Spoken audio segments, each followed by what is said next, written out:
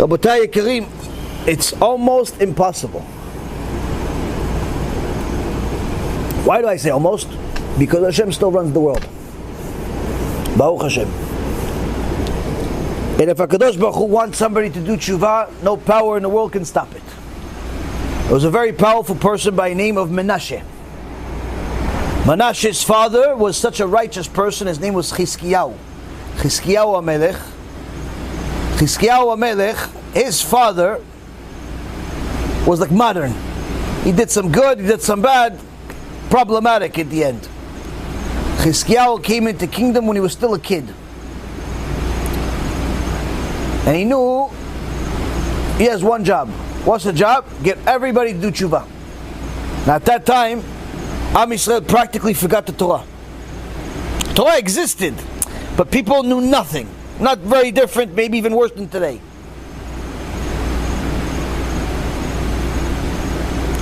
Chizkiyahu said, I got to get everybody to learn Torah. How are you going to get a bunch of people that care less about the Torah to go learn Torah? Took a sword, stuck it in the ground as a kid. Stuck it in the ground, said whoever doesn't learn Torah, he's going to get the sword instead. Meaning he's going to die. Capital punishment for not learning Torah. What about my store? Shut down the store. What is it, communism? Yes. It's dictatorship. Get it right. Yeah, I'm going to pay my bills. I'll pay your bills. What do I need to do? Learn Torah. When? All the time. And when do I get a break? Never. Within a short period of time, Chachamim say they could not find a 6-year-old boy that did not know Tum'ah v'Tahara, which is purity and impurity, which is the most difficult part of the Torah laws. They couldn't find a 6-year-old boy that didn't know it by heart. Meaning, everyone was a genius. Not just they knew Torah, geniuses. The whole nation, so much so that in Shamayim, they wanted to make Chizkiyahu Mashiach. Kadosh Baruch Hu wanted to make Chizkiyahu Mashiach. He made one tiny mistake in his level of not celebrating Hashem in one instance, and for that the Mekatreg, the Malach HaMavet, came and prosecuted against him and said, no, he lost his right to be Mashiach. Meaning, that's how perfect the person that's going to be Mashiach has to be. So now Chizkiyahu, one day, gets sick. And he sees and understands that this sickness did not come for no reason. There's no such thing. A person that learned Torah all day, has a whole nation of people learning Torah all day, does kiruv all day. Everybody's learning Torah. The ideal situation, gets sick, terminally ill. He knows it's not from nothing. He's not old. He's not, you understand, there's something wrong here. He calls the prophet Isaiah, and he says, no, tell me, why? Ask Hashem, why is he killing me? Prophet says to him, Hashem is doing it because you're not getting married. Chizkiyahu says to him, hey, I'm not getting married for the honor of Hashem, because I saw Beruach HaKodesh, meaning this is how high he was at a level, how holy he was.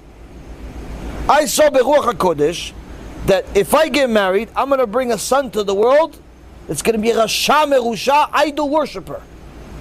So I rather not get married, stay lonely for the rest of my life, never have a seed leave my body, and only the guys understand how difficult such a thing is. Why? So I never have any rotten kid desecrate Hashem for even a moment. And for that he's killing me? Isaiah says yes. Why? It's not your business to use Ruach HaKodesh in order to decide not to fulfill the mitzvot. You have a mitzvah in the Torah, and you have to fulfill it. No one asked you to not get married because of what you saw. There's no mitzvah like that. But there is a mitzvah to get married and to fulfill the mitzvah of Pru and Bu. So the prophet, Chizkiyahu said, okay, I'm sorry. If Hashem will give me a chance, I'll get married right away. And if you would help me, let me marry your daughter. Kadosh Baruch Hu, because he had such merits, forgave him, and the prophet Isaiah allowed him to marry his daughter, and they got married. What do they have? 2 kids that as children would stand, would sit high and look at the head of their father, who was bald, and start talking to each other and saying, you know, I can put a nice korban, a nice sacrifice for my idol right on Abba's head. And the other kid says, no, my korban is better for my idol. I could put on that side of the head. You know what? Maybe we can both put it on Abba's head for the sacrifice for the idol. 2 rotten kids. Who as little kids already are serving idols.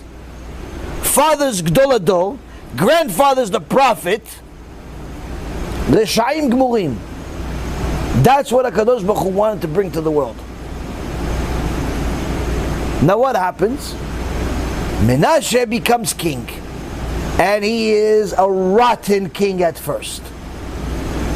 He literally makes every crime in the Torah his mission. Incest, idolatry, theft, murder, everything you can possibly imagine. When his mom was telling him, what, are you having fun? You're enjoying this? You're enjoying going with the person that gave birth to you? He says, no, I just like to anger God. I just like to make God angry. Meaning, Rasha. I don't even know if there's such a Rasha in the world.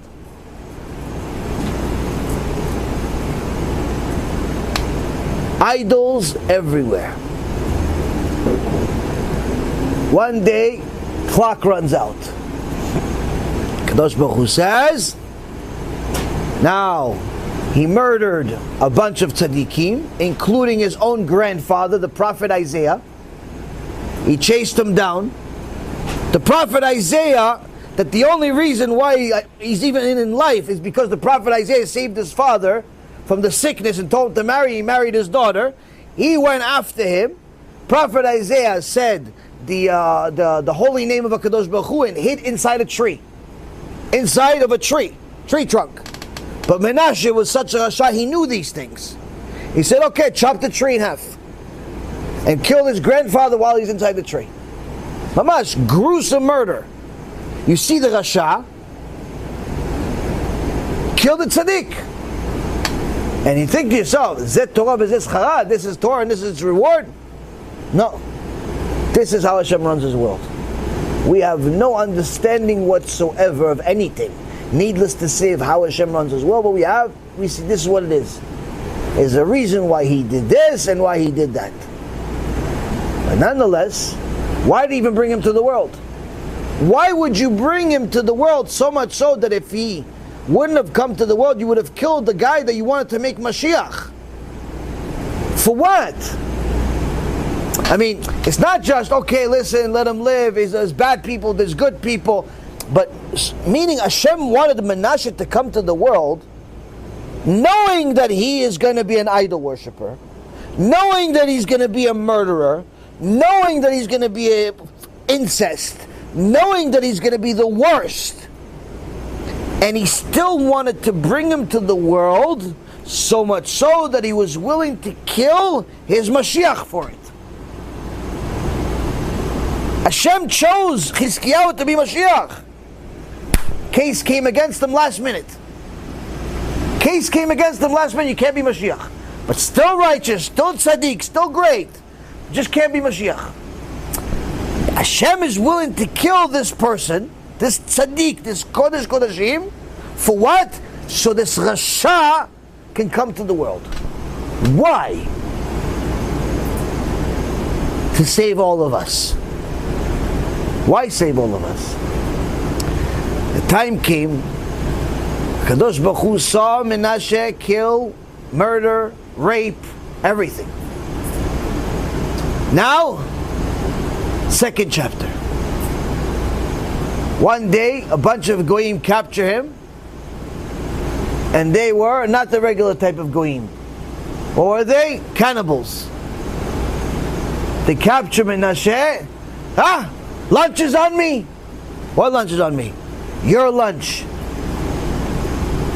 What lunch? I'm a person.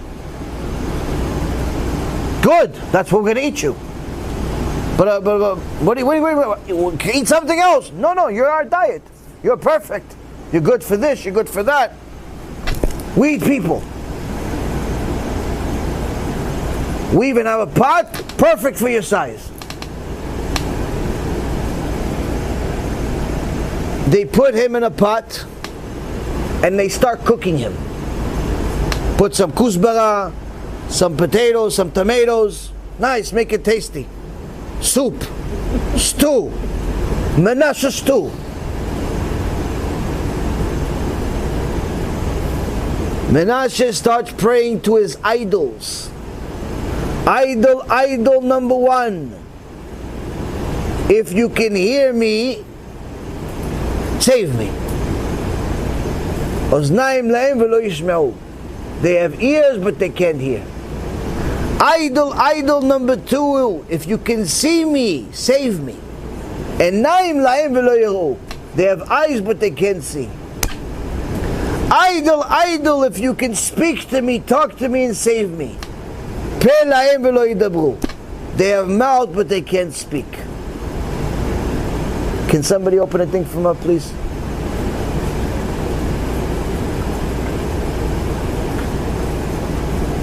None of the idols can help. After praying to all of his idols, obviously nothing worked. He finally gets to God, the King of Kings, and he says, Akadosh Baruch Hu, if you are real, save me now, or else you're just like all the other idols.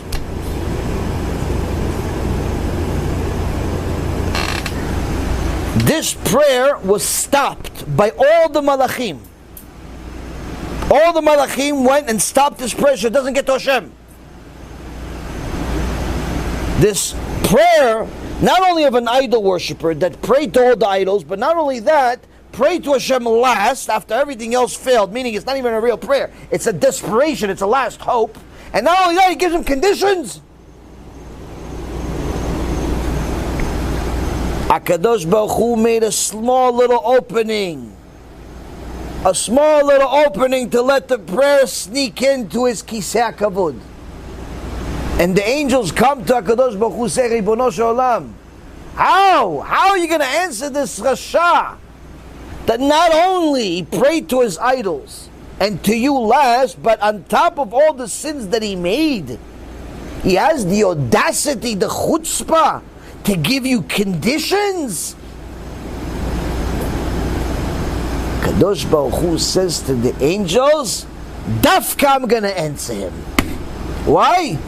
To keep an open window for all of my kids in the future. That some tustus, some rasha merusha, told them that they're righteous, but in reality they know betoch tocham, inside them, that they're not. They're not complete fools. They're not complete lost. There's still a spark of Kedusha in them that tells them they know that it's all fake. And there's only one way to the truth. But before they lose hope because they made so many sins and they went to so many prostitutes and violated so many Shabbats and stole so much money and they worship all types of idols and they did all the wrong things in the world, before they lose all hope and say, "No, I'm a lost cause," I say, no, you are not worse than Menashe. You're not worse than Menashe. And even him, I accepted his Teshuva. And not only accepted his Teshuva and put him in some little special ed department. This is the retarded Baal Teshuva movement. No, the Gemara says, Makom sheBaalei Teshuva omdim. In a place that Baalei Teshuva stand, even someone that never sinned cannot get to. What does it mean? The second that he did this Teshuva, this in our eyes a fake Teshuva, HaKadosh Baruch Hu made an open miracle. Took the pot that he's inside it, made it fly in the air all the way to Yerushalayim. Menashe understood clearly there's only one God in the world that complete Teshuva, and for the rest of his kinghood, for another few decades that he was king, was a Baal Teshuva and did a lot of good. But because he made so many sins, his Teshuva is only mentioned in the book of Chronicles, which is after his life, because he still had a lot of bad stuff that's left. So his Teshuva was only complete after his life. But nonetheless, his Teshuva was accepted. And he's considered a tzaddik. Considered a tzaddik. Why?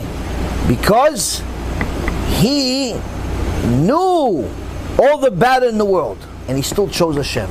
Yeah, but he had this, but it doesn't make a difference. Doesn't make a difference. You chose Hashem. You left Yoshke. You left Jesus. You left Muhammad. You left Buddha. You left the fake rabbi. You left all the sheker. You left all the shtuyot out there. You went to Hashem. That's it. Finished. You are clean. You are perfect. You are even greater than somebody that never did it. Don't feel bad for yourself that you're a Baal Teshuva. The opposite. Learn what it means to be a Baal Teshuva. The Zohar Kadosh says the Baal Teshuva, being higher than someone who never sinned, what does it mean? It says even someone that's righteous and really righteous, someone that's like one of the tzaddikim that's on the walls. Some of these people had Ruach HaKodesh, had Ruach HaKodesh with them, but didn't have Ruach HaKodesh all the time. Didn't have Ruach HaKodesh all the time. Sometimes they had Ruach HaKodesh. When they have Ruach HaKodesh? When the Shekhinah was on them. When the Shekhinah is on them, you have Ruach HaKodesh. He says the Baal Teshuva, a real Baal Teshuva, Shekhinah is with him or her 24 hours a day for the rest of their life. Shekhinah doesn't leave them. Shekhinah does not leave the Baal Teshuva. Always with them. Now what you're going to do with it is up to you. You decide to continue being righteous, you'll see Siyata Dishmaya beyond your imagination. But you stay 50-50, then you're not a Baal Teshuva anymore, and the Shekhinah leaves. But that's why you see certain people, Baalei Teshuva, grow in the world of Torah. It's like, how? Where did this person come from? 20 years ago he didn't know Aleph Bet. Today he's writing book once a month. Today he's giving lectures like he knows the entire Shas, the entire Rambam, the entire everything by heart. How? Who? I mean, 20 years ago I didn't know how to read. Siyata Dishmaya.